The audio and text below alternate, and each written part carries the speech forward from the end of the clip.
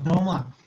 A aula de hoje é uma aula... Essas últimas aulas não é uma aula que tem uma historiografia muito ampla, gente. Então, é uma aula muito com dados, né? A gente não vai discutir a importância, sei lá, na mudança política pragmática do Brasil. A gente vai discutir dados, né? O que é o Brasil, o que foi depois, tal governo, etc. O Collor ainda tinha um pouquinho, a FHC, como é mais recente, tem menos ainda, né? Mas vamos lá, vamos falar um pouquinho do FHC, né? O FHC seria eleito presidente em 94, beleza? E assim que... e por que ele vai ser eleito presidente da República em 94, né? O FHC, como eu falei na aula passada, no governo Itamar, o FHC foi responsável por criar o Plano Real, né? Foi responsável por juntar a galera que criou o Plano Real, né? Essa é a verdade. Então, com a fama do Plano Real, o FHC se lança à presidência da República, deixando o Plano Real, né, o tocante do Plano Real, as negociações, a continuidade do Plano Real com outros ministros da Fazenda. Eu botei até aqui como curiosidade, que eu sou muito fã do Ciro Gomes, né, até que se mostre o contrário, mas Ciro Gomes é um dos responsáveis pela criação do Plano Real. Né? É óbvio que o pai do Plano Real, entre aspas, né, acaba sendo do FHC, né? Mas Ciro Gomes participou no que foi a criação do Plano Real. Beleza. Eu botei PSB, tá? Mas é PSDB aqui, conserta aí, desculpa. O FHC ele se lança candidato pelo PSDB, né? Que é uma dissidência do PMDB. E aqui tem uma curiosidade muito grande, tá? O PSDB ele sai do PMDB porque o PMDB ele adotava políticas neoliberais. E a gente vai ver mais para frente que o governo do FHC é um governo totalmente neoliberal. Mas, antes do FHC entrar, o PSDB ele tinha saído do PMDB, porque o PMDB ele era um partido que adotava ideias neoliberais, e o PSDB, que era um partido de centro-esquerda, não aceitava essas ideias. Isso é muito curioso, né? Como o PSDB saiu de um partido de centro-esquerda para um partido de direita, né? Beleza. O FHC, assim que ele assume, ele faz o que a gente conhece hoje em dia como toma lá da cá, né? Essa que é a verdade. Nenhum lugar do mundo onde a gente tem uma democracia, tá? Não tem como ter essa política de tomar lá da cá. Por quê? Não tem como deixar de ter essa política de tomar lá da cá. Por quê? Para você governar, você precisa de apoio do legislativo. É ele que vai te ajudar a passar as leis, a passar as emendas constitucionais e por aí vai. Então, o FHC, nada mais, nada menos, fez do que o tomar da cá. Ele cercou por partes importantes, inclusive o próprio PMDB, né, o desafeto dele, e começou a governar com uma grande quantidade de pessoas dentro do Congresso Nacional. Isso fez com que o FHC tivesse possibilidade de passar pelo Congresso 16 PECs. Para quem não sabe, PEC é a emenda constitucional, né? É você modificar a Constituição. Então, modificando a Constituição, o Fernando Henrique consegue passar os interesses dele, que é a política neoliberalizante. Para você fazer algumas políticas dela, você precisava quebrar a Constituição, né? Quebrar entre aspas, modificar a Constituição. E o FHC consegue fazer isso porque ele busca aliados e consegue uma grande base política dentro do Congresso Nacional, dentro da Câmara dos Deputados e dentro do Senado, beleza?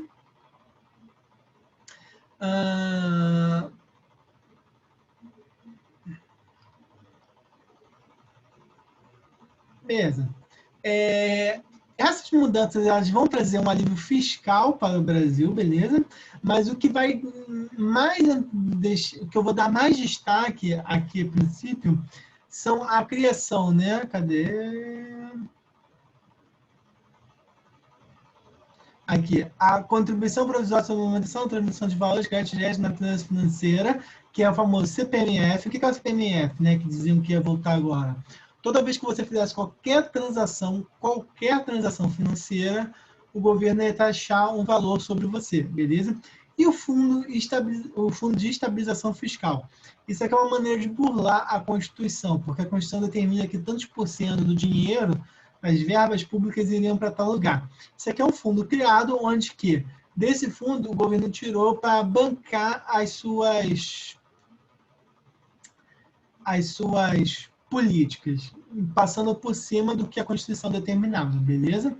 Isso só foi permitido porque, mais uma vez, porque o FHC tinha uma ampla base política no Congresso por causa da política do toma lá da cá, beleza? Aqui eu vou ler direto porque não tem como... São leis trabalhistas modificadas por causa da bancada que o FHC conseguiu. Ele cria o trabalho temporário, o trabalho parcial, a demissão voluntária, o banco de horas, reduziu direitos e encargos, implantou o trabalho voluntário, a dispensa temporária, o trabalho aos domingos e feriados, fixou o salário mínimo em valores insuficientes, né? Instituiu a política salarial e impôs uma drástica redução dos direitos previdenciários com a instituição do fator previdenciário e da aposentadoria por tempo de contribuição no lugar da aposentadoria por tempo de serviço, né?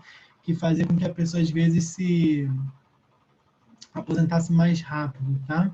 Isso aqui foram todas mudanças que só foram, mais uma vez, permitidas graças à bancada dentro do Congresso. Lembrando, tudo isso são políticas ligadas ao quê?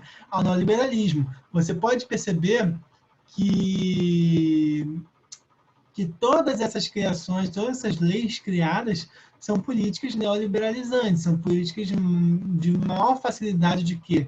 Demissão, maior facilidade de contrato, né, que diminui a quantidade de leis para o patrão, maior facilidade de diminuição de salário, né, austeridade salarial e por aí vai, né? Tudo o FHC é política neoliberal, tá?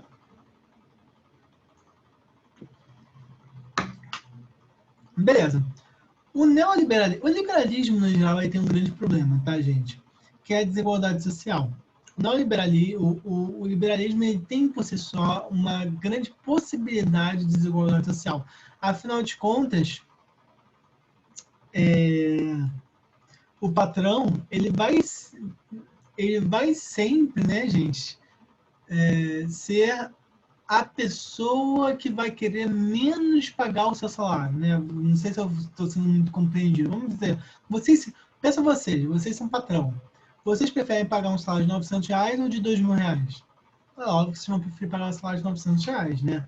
Então, o neoliberalismo, ele faz com que as pessoas mais ricas enriqueçam e as mais pobres se mantenham na linha de pobreza, né? Pelo menos em todo lugar que foi aplicado é assim que eu vejo, né? Posso estar errado, tá? Tem que ter alguma lei ali, algum governo para garantir que o patrão não ultrapasse os limites do bem-estar social do trabalhador, né? Mas vamos lá. Aí alguns dados para dizer como que a desigualdade piorou no Brasil, né? Em 97, cerca de 14% da população brasileira vivia em famílias com renda inferior à linha da extrema pobreza, ou seja, 14% vivia com renda inferior a R$60 mensais. Gente, só não esqueça que isso é o valor do real antigamente, tá? Só que o valor do real antigamente, para você ser considerado abaixo da extrema pobreza, 14% da população vivia nessa extrema pobreza. 14%, né? Ganhava menos de R$60 por mês. E 34% vivia abaixo da linha da pobreza. Ou seja, gente, presta atenção aqui. 48% da população brasileira vivia abaixo da pobreza. E alguns viviam ainda abaixo da extrema pobreza. Olha que bizarro, né? Aí tem aqui, né, no quantidade de números, 22 milhões de brasileiros podiam ser classificados como indigentes e 53 milhões de pobres. Beleza? A quinta parte mais pobre da população tinha 3 anos de escolaridade e a quinta parte mais rica de 9 anos. Ou seja, a quinta parte mais pobre tinha 3 anos apenas de escolaridade, enquanto que a quinta parte mais rica tinha 9 anos de escolaridade. Olha as diferenças, né? Isso tudo vai contribuir para quê, gente? No futuro, né? Para o ensino superior. A cota, ela surge, um dos motivos é por causa disso aqui. Afinal de contas, se o pobre, que é a maioria, se o pobre, que é a maioria, ele, ele tem menos escolaridade, o rico tem mais escolaridade, consequentemente vai ser ele que vai ocupar os cargos das faculdades públicas, né? É óbvio isso. O índice de pobreza humana no Nordeste era de 46%, beleza? 46% da população do Nordeste vivia no índice de pobreza humana. No Sul, o mesmo índice era 17%, e no Sudeste era de 14%. Olha só as diferenças por região, né? Isso vai fazer o quê, gente? Imigração. O governo FHC não só o governo FHC, né, gente? Antes do governo FHC, mas até o governo FHC, a quantidade de imigrantes vindo do Nordeste para as regiões do Sudeste são enormes, né?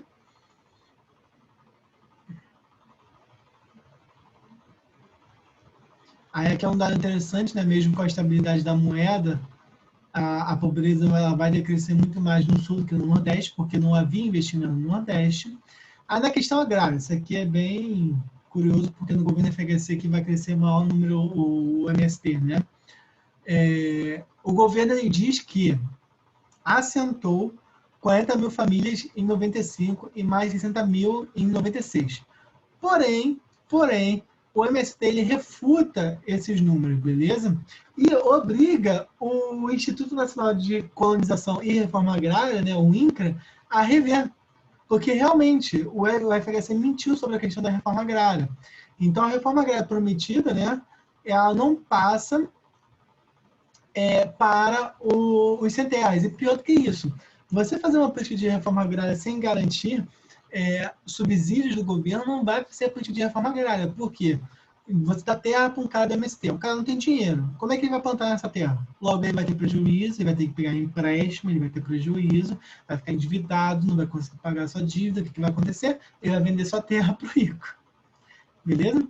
E toda essa situação aqui dos sem terras vai fazer, como eu falei, vai fazer o MST crescer e vai fazer com que haja uma das maiores barbáries que ocorreu no Brasil, né?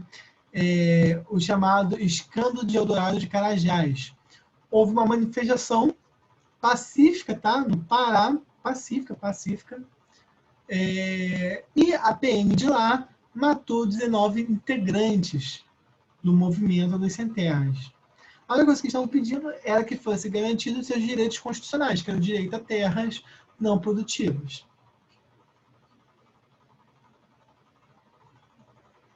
Beleza.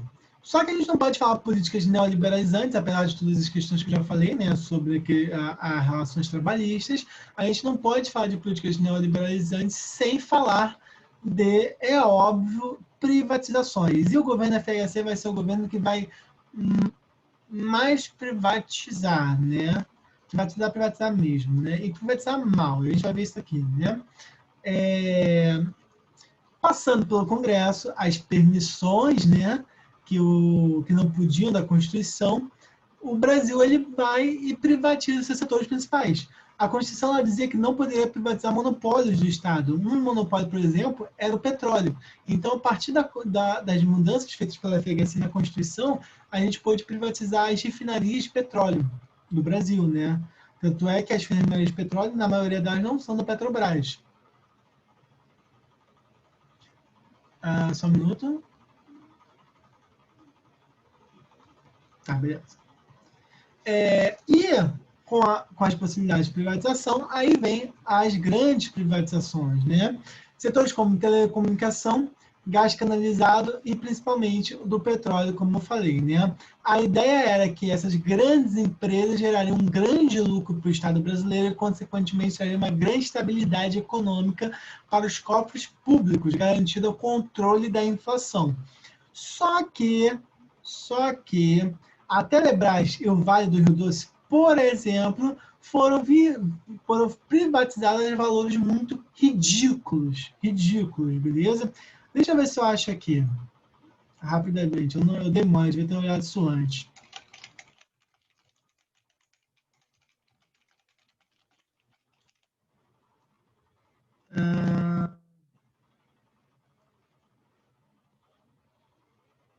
Só um minuto. Acho que eu já achei aqui. Deixa eu só ver. Ó.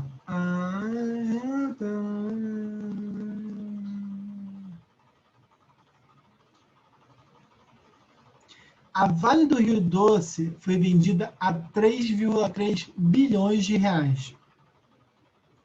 Sendo que, na época, só as reservas, a gente não está considerando a empresa, só as reservas minerais da Vale do Rio Doce eram calculadas em mais de 100 bilhões. Isso é muito surreal. E é óbvio, né, gente, que alguém levou dinheiro por trás disso, né? A FHC, afinal de contas, tem um apartamento lindíssimo em Paris, de frente para a Torre Eiffel, né? Eiffel, sei lá, enfim. Alguém levou dinheiro, né? É muito surreal. 3,3 bilhões de reais é insignificante, né? Para piorar da situação, né? Esses valores, como eu falei, iam ser responsáveis por gerar um caixa, amortizar a dívida e controlar a questão monetária cambial do real, né? Para manter o real padrão com dólar, né? Só que não foi suficiente, né? Não foi o suficiente para amortizar a dívida, mas não foi o suficiente para controlar o câmbio real, né? E, consequentemente, isso vai trazer inflação mais para frente, mas daqui a pouco eu falo disso. Outros setores que também foi amplamente privatizado foram os bancos, tá?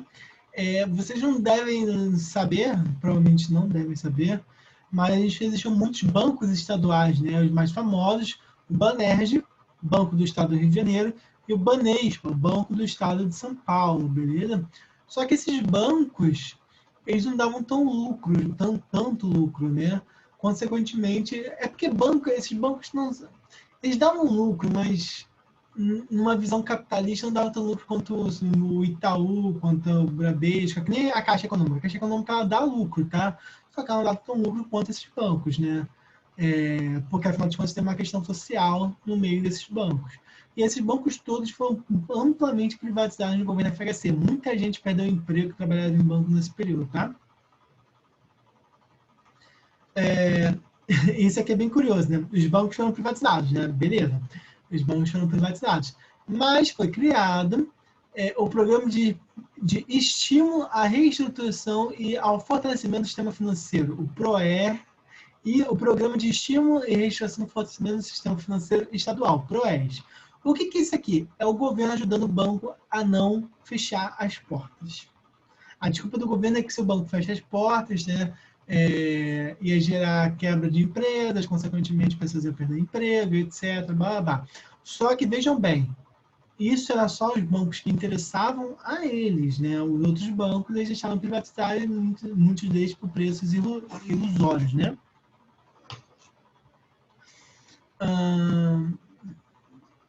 Beleza. Como eu falei, toda essa desigualdade social brasileira, toda essa estabilização da moeda em troca de políticas sociais, fez com que os pobres, o neoliberalismo tem esse problema, né? Que afeta muito os pobres, né? Por exemplo, a energia elétrica vai subir 368%, porque estava defasada, realmente estava defasada, porque o Estado garantia que a energia elétrica fosse mais barata. Aí você fala, professor, tá, mas estava defasada, etc. Beleza. Só que quando o real, lembra que eu falei lá em cima que o real não aumentou, o salário não aumentou? Só que a energia elétrica aumentou 350%, seu salário não. E aí, como é que tu paga? Os transportes urbanos, que foram na sua maioria privatizados também, 300% aumento. O gás de cozinha, 472%. Aqui a gente tem uma quantidade de pessoas enorme que está voltando hoje, né? Não é óbvio que no mesmo nível, né? De pessoas cozinhando com lenha, porque não tinham dinheiro para gás. Tarifa de água e esgoto, 420%. Tarifa de telefone subiu para 370%. E é óbvio, gente, o pobre não tem dinheiro para pagar. Isso ainda mais com o salário congelado, né? E tudo vai piorar, que isso tudo era uma maneira de controlar a economia e manter o dólar pareável com o real, né? Como está aqui, o dólar já custou 80 centavos. 80 centavos. Um dólar era 80 centavos. É óbvio que isso não quer dizer nada, porque não adianta nada o dólar custar 80 centavos se o cara ganha um valor de uma quantidade de dólares, uma quantidade de reais insuficiente para a sobrevivência, é o que a gente falou mais ali em cima, né? 40 e poucos por cento da população vivendo abaixo do índice de pobreza.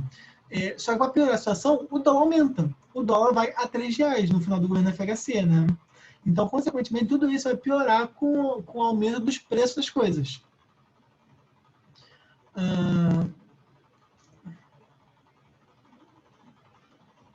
A questão da dívida pública, né, do governo FHC.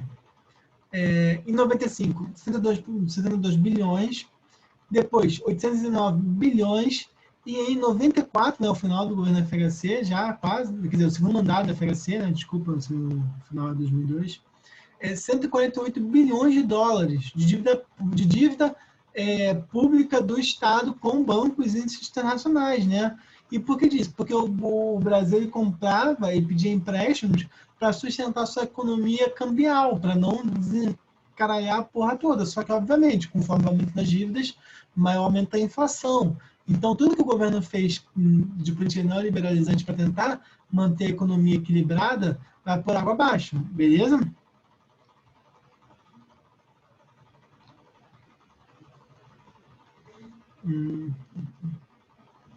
Olha só, um outro dado aqui para mostrar como que a situação do Brasil estava ruim. Em 2002, haviam 12 milhões de pessoas empregadas, sendo 53 milhões abaixo da linha da pobreza e 21 milhões na linha da pobreza extrema. Isso é bem surreal, né? Só que, apesar disso tudo, né? Ainda assim, o governo FHC trouxe uma estabilidade para a moeda, né? Professor, mas você não falou que a moeda vai aumentar os valores? Sim, eu disse isso. Só que não vai acontecer o que aconteceu no governo Sarney, né? No governo Collor, onde que você ia no mercado e uma lata de arroz, um saco de arroz custava de manhã, sei lá, R$ 10, no final do dia está custando R$ 30. Isso era muito preocupante, porque o brasileiro não sabia nem se conseguiria comprar suas coisas, né? Mesmo tendo dinheiro, não sabia se ele poderia comprar, né? E aproveitando essa estabilidade da moeda e aproveitando-se a maioria no Congresso, o FHC lança em 97 a PEC da reeleição. Eu já falei várias vezes com vocês e falo mais uma vez. Até o governo FHC não havia reeleição no Brasil. A pessoa se candidatava a apenas um mandato, beleza? E nessa reeleição correu vários escândalos de corrupção.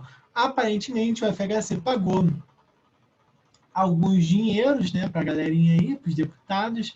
O escândalo do Serjão, né, o Serjão que era um político próximo ao FHC, que fazia os repasses do dinheiro, para eles passarem essa PEC no Congresso e, consequentemente, o FHC conseguir se candidatar à reeleição, e ele vai ganhar por causa do famoso real, beleza?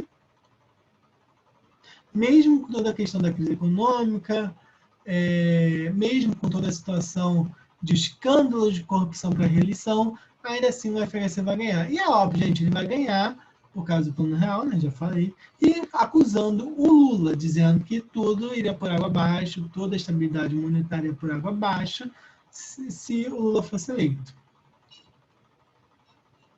Beleza. Segundo mandato. O que a gente precisa saber do segundo mandato do FHC? O segundo mandato do FHC foi um grande vazio. Por quê? O segundo mandato da FHC, ele perdeu o apoio parlamentar. Então, toda a ideia dele neoliberalizante, que era fazer caixa para poder depois investir, foi por água abaixo, né? Se ele investisse, né?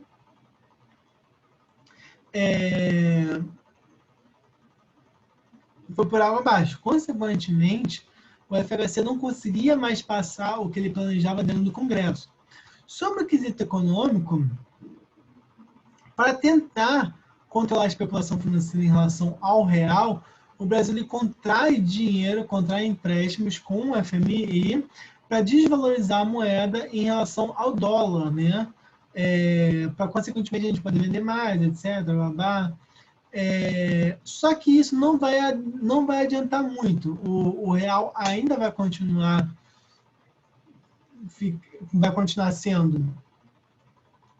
tendo problemas em relação ao dólar. O governo não vai conseguir, desculpa, eu falei errado, o governo não vai conseguir manter o real paro ao dólar, né? Por isso ele contrai dívidas com o FMI para conseguir ter maior quantidade de dólar dentro do mercado para valorizar o real brasileiro. Só que não estava surtindo efeito. O real estava desvalorizando. Então, toda hora o governo tinha que ir lá desvalorizar. Então, para facilitar a situação, o governo FHC adota o câmbio flutuante. Então, no governo FHC que a gente vai adotar o câmbio flutuante. O que é o câmbio flutuante? É o que vocês veem hoje em dia. O dólar fecha em tanto, o dólar fecha em tanto. A cada dia o dólar ele tem uma moeda, um valor específico. Beleza? E uma coisa bastante importante que vocês precisam saber sobre o governo FHC, em 2001, o governo FHC sofre o apagão. O que é o apagão, gente? Falta luz no Brasil. Falta literalmente luz no Brasil. É aí, só para vocês saberem, é aí que se cria o... Não sei se eu vou falar merda, mas o horário de verão é criado para evitar essa tal situação. Porque as pessoas consumiam tanta energia que não estava cabendo, né, as empresas energéticas não estavam conseguindo lidar com a situação, com a quantidade de energia exigida e, consequentemente, houve um apagão dentro do Brasil. Beleza? Então, basicamente, gente, o que a gente precisa saber sobre o governo FHC? Vamos lá, resumindo. Neoliberalismo, privatização, beleza? Pra caraca, beleza? Primeiro mandato, com grande apoio do Congresso, o que ajuda a ter as privatizações e as flexibilizações trabalhistas. Segundo mandato, ele ganha por causa ainda do Plano Real, pela estabilidade criticando Lula. Política econômica. Apesar do real ter dado certo, ele não vai conseguir controlar a economia, o real ele vai ser desvalorizado em relação ao dólar, né? Vai gerando uma grande inflação. Uma outra coisa extremamente importante é desigualdade social, altos índices de pobreza, né? E desigualdade social, e o apagão. É isso que precisam saber, beleza? Vamos falar sobre a política externa aqui para acabar a aula, é bem rapidinho isso aqui. Tirando o Bolsonaro, o Brasil ele teve presidente muito bom em relação à política externa. O FHC foi um deles. O FHC ele não pagou pau para os Estados Unidos. Os Estados Unidos ele forçaram o Brasil a aceitar o ALCA. O que é o ALCA? Seria um acordo econômico entre os países das Américas, América do Sul, Norte, Central. Seria um acordo de livre comércio entre as Américas, né? Até isso, né? Acordo de livre comércio entre as Américas. Isso, obviamente, seria bom para quem? Para os Estados Unidos. Porque os Estados Unidos iam enviar produto aberto para o Brasil e a gente não ia ter como conseguir controlar o nosso mercado, não, proteger o nosso mercado, proteger o nosso mercado. Então, o que o FHC faz? Ele peita algo e fala, não, vamos fazer o Mercosul. Que o Mercosul já é interessante para o Brasil. Porque aí o Brasil ele vai poder exportar seus produtos. O Brasil é a maior economia nesse momento, aqui da América do Sul, né? E consegue exportar seus produtos para a América do Sul toda e ter um lucro maior, né? Isso faz com que os Estados Unidos tenha que meio que baixar sua bola e, consequentemente, o Brasil ele é elevado ao nível maior, vamos dizer assim, pela política americana. Tanto é que o FHC ele vai ser recebido no Camp Nou, não. Camp Nou em Barcelona. Acho que é Camp David, que é a casa de veraneio, essa palavra certa, não é assim. É a casa onde o presidente dos Estados Unidos vai lá para tirar umas férias. Só isso, poucos presidentes já foram convidados para ir lá, fora do, óbvio, né, dos americanos. Então, consequentemente, né, o Brasil ele se impõe ao governo americano e consegue posição de destaque dentro dos Estados Unidos. E é isso, gente. Só o Bolsonaro mesmo que entra e entrega uma base militar para os Estados Unidos, né? Uma base de lançamento de foguete, é muito paga-pau mesmo. E é isso, gente. Alguma dúvida?